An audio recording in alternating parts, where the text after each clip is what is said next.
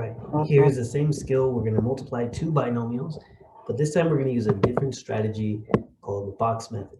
Okay, this is one technique that we can use whenever we're multiplying any polynomials. What's nice about it is that it helps us organize all of our information in a way that's perhaps a little bit more clean than what the FOIL method could be. Okay, so how does it work? Well, I have my two binomials. I have 4h minus 4 times 3h plus 3. Okay, so because I have two binomials, here's one term, two term. All right, the way that I do this is I set up a box where I'm going to have two rows and two columns. Okay, so I need two rows and two columns because I'm going to organize my information almost like a Punnett square from biology. So if you're familiar with that, this might be really helpful.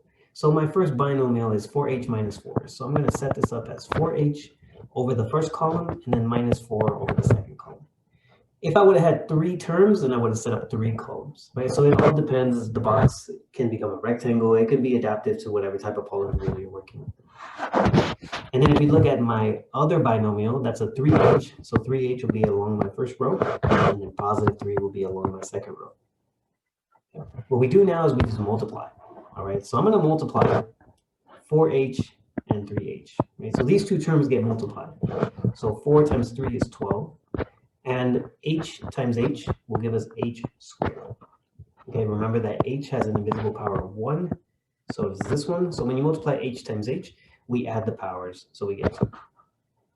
Okay, now we're going to multiply negative 4 times 3h. Okay, so the product is going to go inside the box. So 3h times negative 4 will be a negative 12h. Okay, and then we keep going. Now we're going to multiply 4h times positive 3, right? So we take the column times the row. That'll be a positive 12h.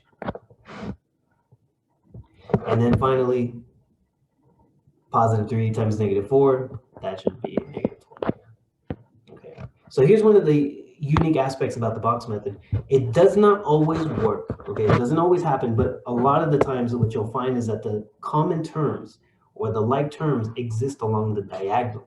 All right, so if I go across the diagonal here, I'll see, okay, I have 12h squared, but since there is no other box along that diagonal, that means that 12h squared has no other like term. So then I'm just going to go ahead and bring down 12h squared. Then I look at the next diagonal, right? The next diagonal will go across these two squares, negative 12h plus 12h, right? So negative 12h plus 12h, negative 12 plus 12 actually adds up to 0. Okay, so these terms can be combined, but they actually add up to be nothing, right? They add up to 0. So then these two terms is what we like to call a cancel out. Right? And then finally, you're left with that last term, negative 12. Is there any other term along the diagonal? No, that's the only one. So then negative 12 would just be the last term that we bring down. And this would be the product of our two polynomials.